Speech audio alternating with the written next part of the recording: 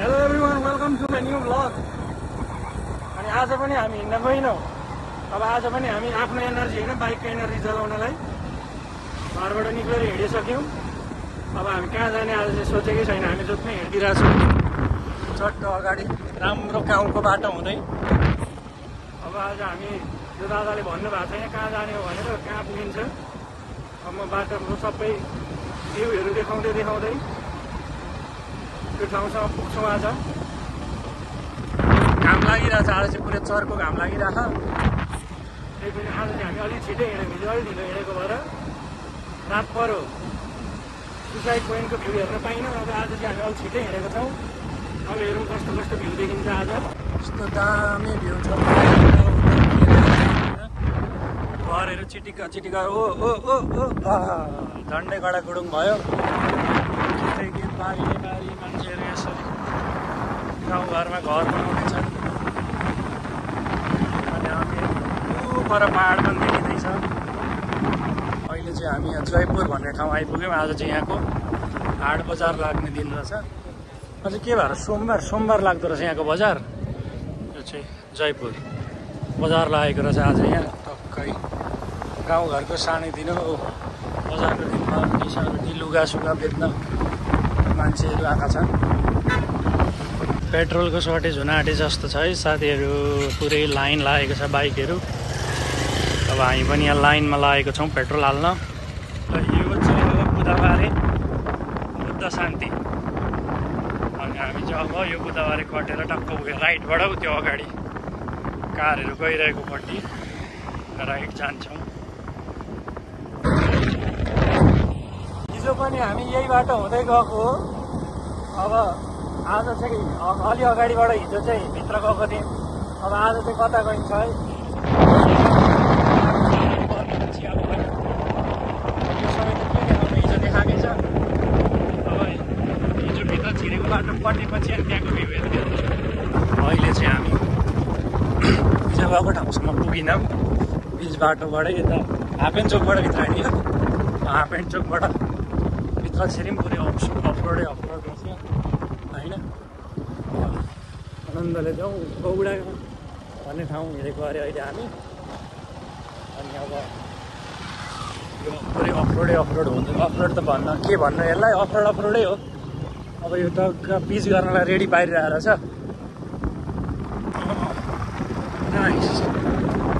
दामी ठाउँ छ है यो चाहिँ। खेतै खेत होइन, पुरै त जङ्गल पहाड। अलिकति यो बाटो बनाउनु छ चाहिँ मजा आउँथ्यो। बाटो भन्न चाहिँ कति टाइम लाग्ने, बाटो पनि ठुलो भन्दै रह।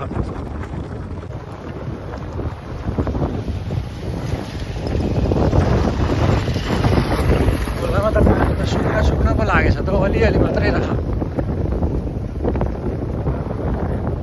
गुम्बा हो त्यो गुम्बा।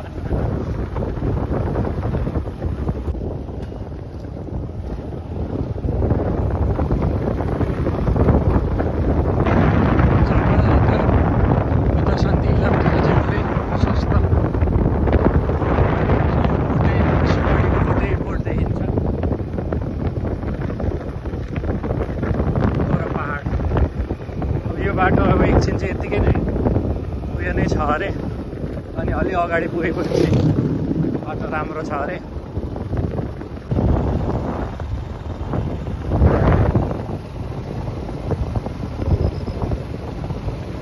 अफरोड बाटो हुँदै हामी अगाडि बढेको छौँ। अलि गर्दै उकालो चढेको गर्दैछौँ हामी। त्यति फिल चाहिँ भएको छैन, पछाडि हेर्दा हुन्छ उकालो चढेको।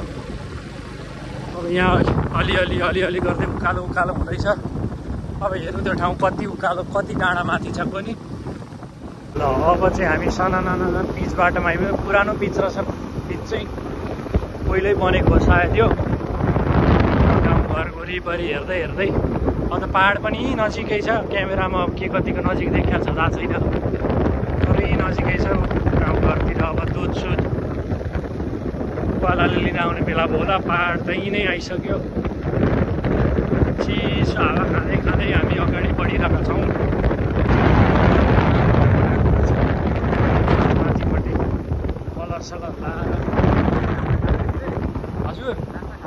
खाएको त आज हामीले खायौँ चनामुरै वाउ यस्तो बवाल भ्यू आइरहेछ हावा पनि चलिरहेछ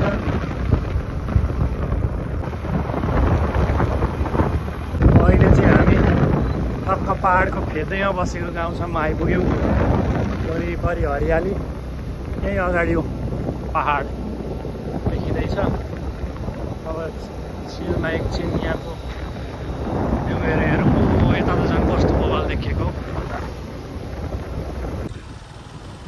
हामी अहिले कस्तो ठाउँमा आइपुग्यौँ ल देखाउँछ है त तपाईँहरूलाई यस्तो बवाल छ नि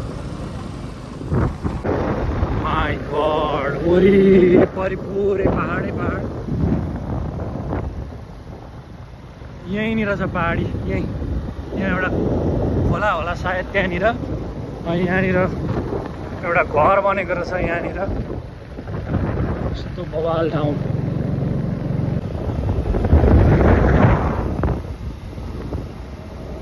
चाहिँ ओभर डेन्जर पहिरो गएको रहेछ पहिले हो पहिरो गएको रह नि त यहाँ तल त धन्न घर सर नभएको ठाउँमा गएछ पहिरो चाहिँ ऊ पर कहाँ जङ्गल ऊ यहाँ पर जङ्गलको बिचमा आगो लागेको कि के हो धुवा उठिरहेको थियो पुरै ऊ पछाडि यहाँनिर चाहिँ टक्क हामी गौडा के हो यो ठाउँको नाम यहाँ आइपुग्यो अनि यहाँ जस्तो बवाल भ्यू छ अहिले चाहिँ यो त्यति मजाले अलिअलि त देखिँदै रहेछ म अर्को क्लिप राखिदिन्छु यसपछि एउटा बु यता तल चाहिँ हो तल हाम्रो घर बिरताउड सिरताउड के देखिएको हो यहाँ अलिअलि सानोतिनो पसलहरू पनि रहेछ भ्यू चाहिँ बवाल हो है